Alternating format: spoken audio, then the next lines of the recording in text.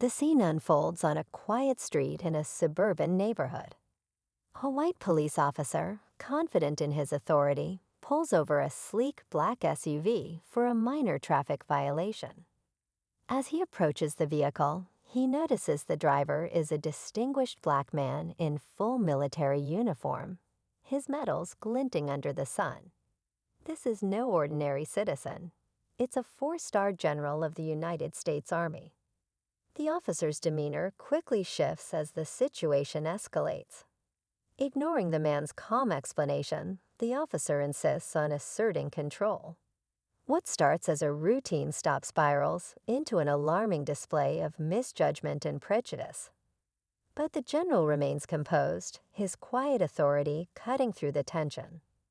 Unbeknownst to the officer, his actions are about to trigger consequences far beyond his imagination. How will this encounter end?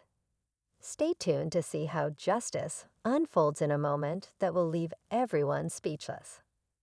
As the officer demands the general step out of the car, his voice grows sharper, his tone more commanding. The general obliges, maintaining a calm presence despite the growing crowd of onlookers. People start to whisper, some recording the scene on their phones.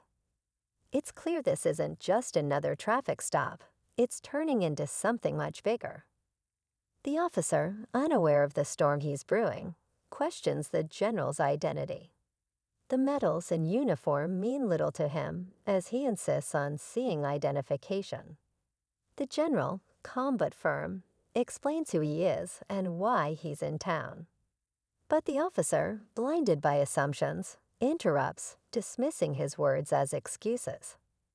What the officer doesn't realize is that his every move is being recorded, not just by the crowd, but by the camera in his own patrol car.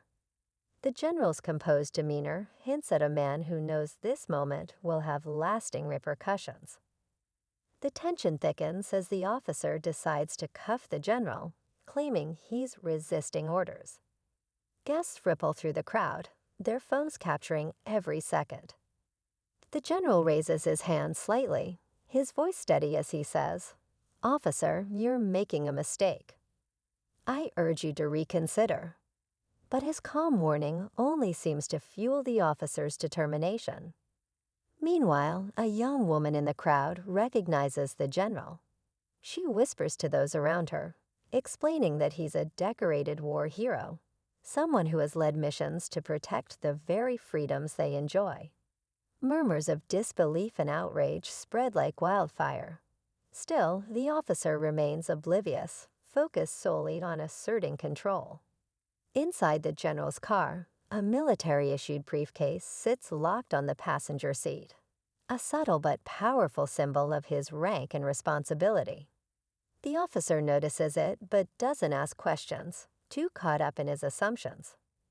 Little does he know, his decisions are setting off a chain reaction that will expose truths far beyond this street corner. The officer begins to radio for backup, his voice laced with an air of victory, as if he's in complete control. The general stands silently, his hands behind his back, the cuffs tight on his wrists. The growing crowd grows restless, their whispers turning into murmurs of discontent. Does he even know who that is? Someone says, "This isn't right," another voice echoes. Suddenly, a sleek black sedan pulls up to the scene, and a man in a crisp suit steps out. His sharp demeanor immediately commands attention. Flashing a badge, he introduces himself as a high-ranking official from the Pentagon. The officer's confidence wavers for the first time. "Officer," the man says firmly, "do you realize who you've just detained?" The crowd falls silent, the weight of the moment hanging in the air. The officer glances at the general, now looking less certain of his actions. But before he can respond, the suited man gestures toward the patrol car's dashcam. "You've recorded everything, haven't you?" he says, his tone cold. The officer stammers, his composure cracking, as the reality of his situation starts to sink in. As the suited man steps closer to the officer, his voice grows sharper. You have no idea the damage you've caused, he says, pointing at the general. This man has dedicated his life to protecting this country, and here you are, treating him like a common criminal. The officer, now visibly nervous, fumbles for an explanation, but before he can say a word, the general finally speaks. Let him finish, the general says, his tone calm but commanding. The suited man pauses, looking at the general with a mix of respect and concern. This isn't just about me, the general continues, his voice steady as he addresses the crowd now watching intently. It's about something bigger, how we treat each other, how quick we are to judge. Suddenly, another car pulls up, this time an unmarked government vehicle. Two men step out, and their presence immediately shifts the energy. They approach the general with respect, saluting him before exchanging words in hushed tones. The officer looks on, now completely out of his depth. One of the newcomers, a man with an air of authority, turns to the officer and says, "You've crossed a line today, and it won't go unnoticed." But before anyone can act further, one of the men glances at the briefcase in the general's car and tenses. "Sir," he says quietly to the general, "we need to discuss this in private." The general nods, his calm exterior unshaken. The briefcase, it seems, holds more than just documents. It's the key to something far larger than this confrontation. The tension reaches its peak as the general steps forward, the briefcase now in his hands.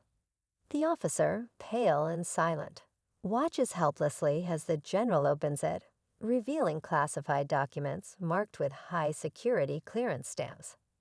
One of the men in suits leans in, quickly scanning the papers, his expression shifting from urgency to deep concern. "These files are critical to national security," the man says, turning to the officer. "You've not only disrespected a general of the United States Army, but potentially compromised a top priority operation." The crowd gasps, the weight of the moment settling heavily on everyone present. The general looks at the officer, his eyes steady but filled with disappointment.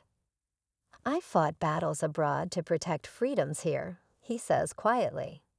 "But it's clear the real fight is much closer to home." His words hang in the air like a verdict. Suddenly, one of the suited men steps forward, addressing the general with urgency. "Sir, we need to move now. The situation overseas has escalated." Without hesitation, the general nods, his focus shifting entirely. He turns to the crowd, acknowledging their support with a slight bow, then looks at the officer one last time. "Remember this moment," he says, "not for my sake, but for yours."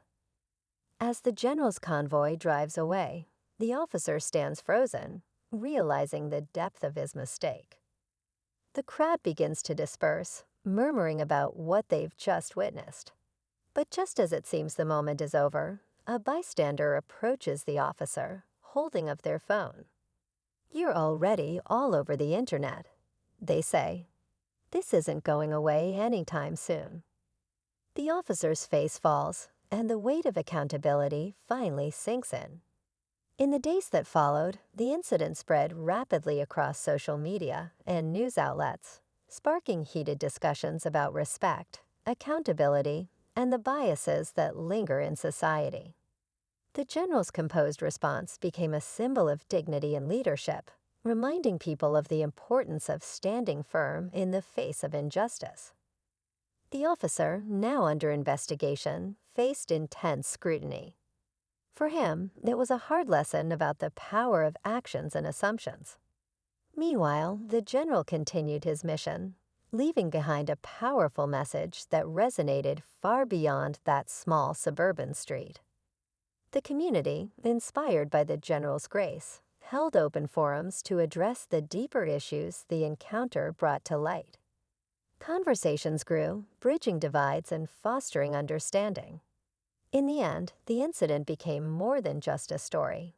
It became a catalyst for change, a reminder of the work still needed to create a world built on respect and equality.